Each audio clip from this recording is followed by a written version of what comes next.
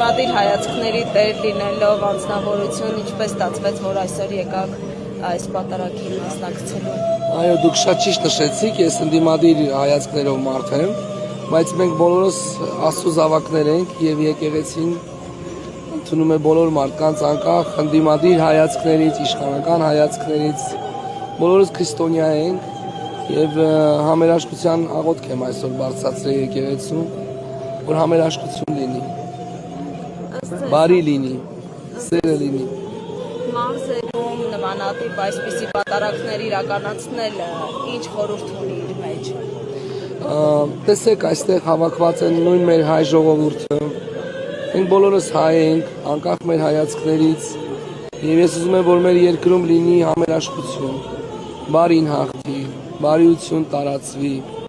Սա հնարավորություն է, որպեսզի մենք միասին աղոթք բարձրացնենք դեպի Աստված։ Տեսեք, բայց բազմաթիվ եկեղեցիներ կան, որտեղ եւս պատարագ է մատուցվում, ինչու է հենց այստեղ կալ։ Ես ինքս որոշեցի, որ գամ այսօր, որտեղ որ վարչապետն է, եւ երբևիցե չեմ եղել նմանատիպ միջոցառման, եւ ուզեցի ինքս ներկա գտնվեմ, տեսնեմ այս կողմի ժողովրդիս, քանի որ ընդդիմադիր դաշտի ժողովրդին ճանաչում եմ, ուզեցա իմ աչքով տեսնեմ ինչպիսի տրամադրություն է, տրամադրվածություն է մարդկանց մոտ եւ կարող եմ ասել, որ խաղաղությունը ամենակարևորն է, որը պետք է հաղթի, խաղաղություն լինի, բարին հաղթի, սերը հաղթի։ Մենք քրիստոնյա ազգ ենք եւ մենք պարտավոր ենք համերաշխությունը սերմացնենք մեր ազգի մեջ։ Իսկական քրիստոնեությունը, իսկական սերը տարածվի մեր ժողովրդի մեջ։ Մի բան եւս,